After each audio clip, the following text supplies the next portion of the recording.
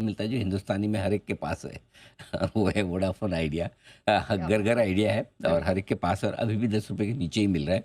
No doubt थोड़ा 6 रुपए से 9 रुपए की रेंज तक आता हुआ दिखा है, लेकिन हमें लगता है कि अभी भी इस स्टॉक को लेकर दो बड़ी स्ट्रॉन्ग व्यू है लोगों का। या तो लोगों का ये मानना है कि ये हुँ, बहुत ही तेजी हो जाएगी, इस स्टॉक की पूरी री रेटिंग हो जाएगी, और कुछ का ये मानना है कि बिल्कुल ही खत्म हो जाएगा। हुँ, तो रिस्क रिवॉर्ड रेशियो हाई है और समझ ही सकते हैं आपकी छोटी प्राइस का। आप एक टॉफ़ी 100 रुपए वाली खाएँ और 10 रुपए वाली खाएँ, उसकी क्वालिटी में जो फ़र्क होता है आपको पता है। 10 रुपए वाली टॉफ़ी में शुगर होती है, सिर्फ़ सिर्फ़ शुगर। सिर्फ तो शुगर। उस हिसाब से क्वालिटी के हिसाब से आपको हमेशा वो रह सकता है। लेकिन कुछ चीज़ें अच्छी हो रही है वोडाफ़ोन आइडिया के बारे में। एक तो आरपू में लगातार बढ़त देखने को मिल रही है, जिससे भविष्य में रेवेन्यू बढ़ने की संभावना है।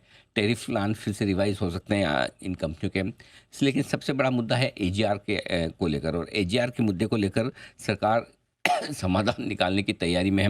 फिर से सुप्रीम कोर्ट में कवरेज इसका सुनवाई चल रही है। तो देखते हैं अगर वहाँ से कोई डेवलपमेंट बड़ा हो जाता है तो वो कंपनी के लिए बड़ा गेम चेंजर हो सकता है। बाकी 5G कवरेज बढ़ाने का कंपनी का फोकस है, लेकिन अल्टीमेटली ये स्टॉक चलेगा या नहीं, कंपनी बचेगी या नहीं, ये इस बात पर डिपेंड करेगा कि एजीआर वाले मामले में या तो सुप्रीम कोर्ट से या सरकार से किस तरह का सॉल्यूशन मिलता है। और लोग ऑप्टिमिस्ट हैं कि अगर कंपनी को बंद होना होता अब तक हो जाता, और सरकार को भी हेल्प नहीं करनी होती तो अब तक क्लियर हो जाती। लेकिन अब जिस तरह से आगे डेवलपमेंट होते हुए दिख रहे हैं, लगता है ये कंपनी बच सकती है। और ऐसे में एम्बिट जैसे ब्रोकरेजेस की तरफ से 15 रुपए का साल भर का इसका टारगेट भी है। तो वोडाफोन आइडिया आप समझ सकते हैं हुँ, हाई रिस्क हाई रिटर्न वाला स्टॉक एक हो सकता है। ठीक है।